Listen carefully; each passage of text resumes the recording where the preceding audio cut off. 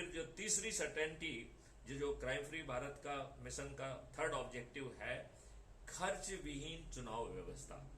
तो ये चुनाव व्यवस्था खर्चीली इन नेताओं ने जानबूझ के की है, जिससे जो लोगों के पास पैसा नहीं है वो इसमें घुस ही ना पाए। So it is a entry barrier.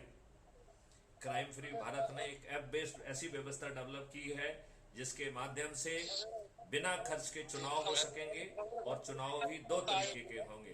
पहला चुनाव होगा जिसमें लेजिस्लेचर चुने जाएंगे, और सेकंड डिग्री का चुनाव होगा लेजिस्लेचर से पॉलिटिकल एग्जीक्यूटिव चुने जाएंगे। और पॉलिटिकल एग्जीक्यूटिव जो है, they are not dependent on the pleasure of the legislature.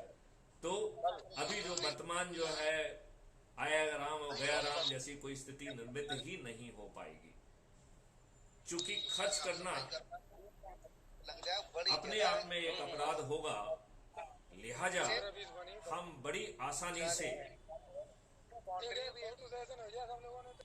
उधर जरा अपना वीडियो ऑडियो ऑफ कर दीजिए। हाँ, तो खर्च करना अपने आप में एक बड़ा जो है एक क्राइम होगा, और वो क्राइम जो है कोई नहीं करना चाहेगा, क्योंकि वो संज्ञेय भी होगा, नॉन वेलेबल होगा।